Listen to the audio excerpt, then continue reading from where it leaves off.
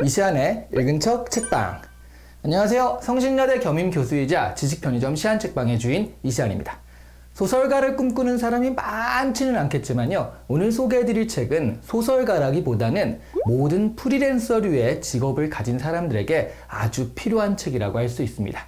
프리랜서가 아니라고 해도요, 기획 업무같이 뭔가 크리에이티브가 좀 필요한 업무를 맡고 있는 직장인들에게도 참고할 부분이 있을 것 같아요. 일본을 넘어 세계적인 인기 소설가라고 할 수 있는 무라카미 하루키의 직업으로서의 소설가를 소개해 드릴 거거든요. 솔직히 저는 무라카미 하루키를 아주 좋아하는 축은 아닙니다.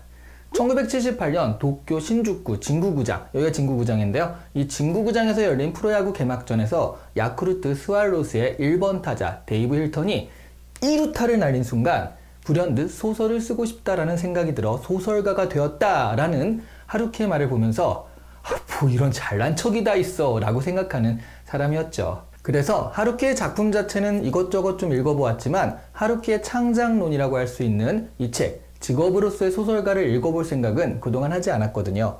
그런데 많은 분들이 이 책을 인용을 하십니다. 이렇게 많은 분들이 지침으로 삼는 데에는 이유가 있겠지 하고 생각을 좀 고쳐잡고요, 이 책을 읽어보게 되었어요. 사실 하루키의 폼 잡는 말을 보면서 제가 느꼈던 반감의 정확한 정체는요, 아마 천재에 대한 질투가 아니었나 싶습니다. 뭔가 비일상적인 상황에서 소설을 쓰겠다는 결심을 한 것만 가지고도 세계적인 소설가가 된 거잖아요. 아주 솔직한 표현으로는 조금 재수없게 느껴졌다라고 할 것 같아요. 그런데 이 책을 보니까 그건 꽤나 오해더라고요. 프리랜서의 가장 큰 장점은 자유로운 시간 사용이라고 하잖아요. 그런데 무라카미 하루키는 너무나 규칙적인 생활을 합니다. 그리고 원고가 잘 써지는 날이나 좀 안 써지는 날이나 무조건 20페이지 정도의 원고를 생산을 해요. 작가 스스로도 타임카드를 찍듯이 라고 표현할 정도로 규칙적으로 일합니다. 새벽에 일어나서 하루에 5에서 6시간 정도 20매 정도의 원고를 쓰고 오후에는 낮잠을 자거나 음악을 듣거나 아니면 뭐 책을 읽거나 아무튼 머리를 좀 식힐 만한 그런 일을 하고요. 체력 유지를 위해 1시간 정도 달리기를 또 꾸준히 한다고 해요. 그리고 건강식으로 저녁을 먹고 일찍 잠자리에 듭니다. 이런 식으로 35년 이상을 소설을 써온 겁니다. 딱히 문단과의 교류도 없고요. 특별히 사교적이거나 또 방송을 좋아하는 스타일도 아니어서 일본 내에서는 인터뷰도 거의 안 하다 보니까 이런 스케줄이 방해받을 일이 많지가 않더라고요. 그래서 하루키의 창작 스케줄을 보면 마치 공장에서 제품을 따박따박 생산하는 듯한 그런 느낌을 받아요. 이 부분이 우리가 크리에이티브한 작업을 하는 사람들에게 기대하는 그런 라이프 스타일과는 확연히 다르죠. 즉흥적이고 변덕스럽고, 그러니까 말하자면 무언가 천재 같은 느낌의 그런 라이프 스타일이 아닙니다. 하루키 소설을 보면 아이디어나 전개 방식 같은 것이 아무 의미가 없어 보이다가도 또 일순간 천재적이다 이런 느낌도 있고요. 어느 순간 이게 뭐야? 싶다가도 또 다음 순간에는 과연 이란 느낌도 들거든요. 이런 규칙적인 생활을 하는 작가가 쓴 작품이라는 생각이 1도 안 드는 게 사실입니다. 그런데 여기에 바로 롱런하는 프리랜서의 비밀이 있습니다. 처음 직장 생활을 그만두고 프리랜서가 된 사람들은요, 몰려드는 시간의 보따리를 감당하기 힘들어 하거든요. 시간이 생각보다 너무 많이 남는 거예요. 학교 졸업하자마자 회사에 들어간 사람들은요, 따지고 보면 그때까지 늘 계획된 일주일을 살고요, 반드시 해야 하는 일을 분기나 반기별로 타의에 의해 주어진 채 살은 셈인 거잖아요. 그러니까 그 일을 어떻게 낼 것인지 자기 스스로 잘게 시간을 계획하긴 하지만 목표가 타의에 의해서 주어진 만큼 사실 주체적인 생활을 했다고 하기에는 좀 어렵습니다.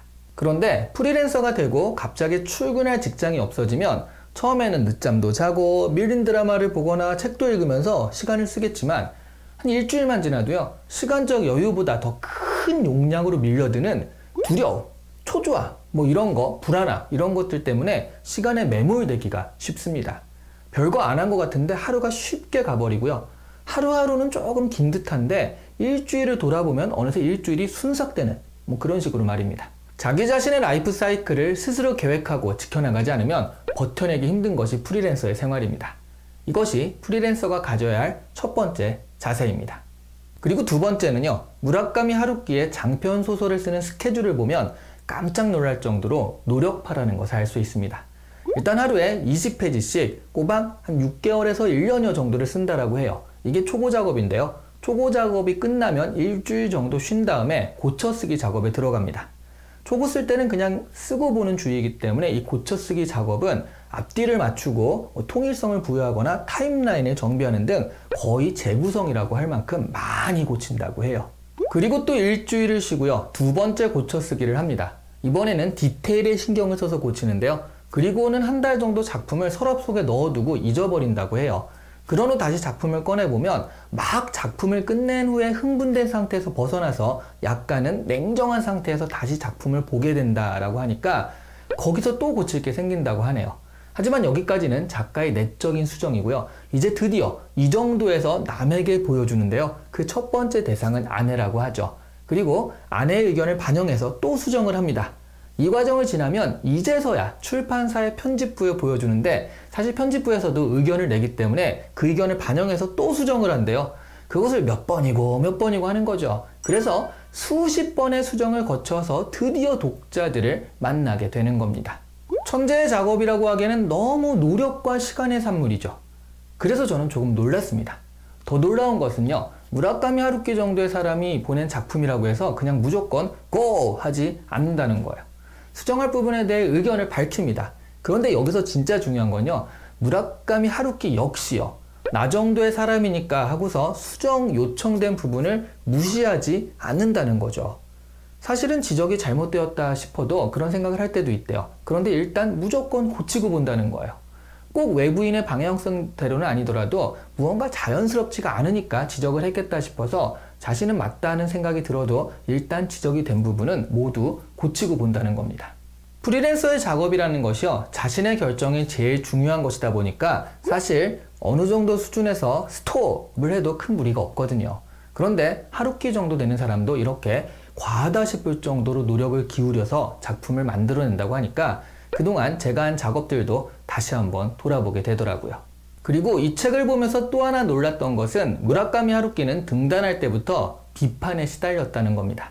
사실 전통적인 문단에서 보기에는 시스템 안에서 나온 작가도 아니고요. 소설의 성향 자체도 개인주의적인 성향이잖아요. 그러니까 사회의 기득권층과는 좀 안 맞는 게 사실이거든요.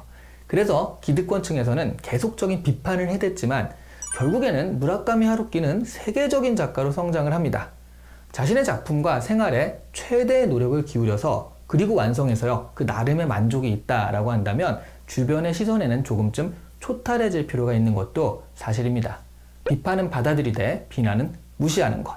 그게 프리랜서로 살아가는 세 번째 필요한 자세라고 할 수 있습니다. 오늘 이 시간에 읽은 척 책방은 무라카미 하루키의 직업으로서의 소설가를 살펴보았습니다. 좋아요와 구독, 알림 설정은 시안책방을 좋아하시는 분들이 가져야 할 세 가지 자세라고 할 수 있습니다. 하나도 빼놓지 않고 실천하시길 바랍니다. 감사합니다.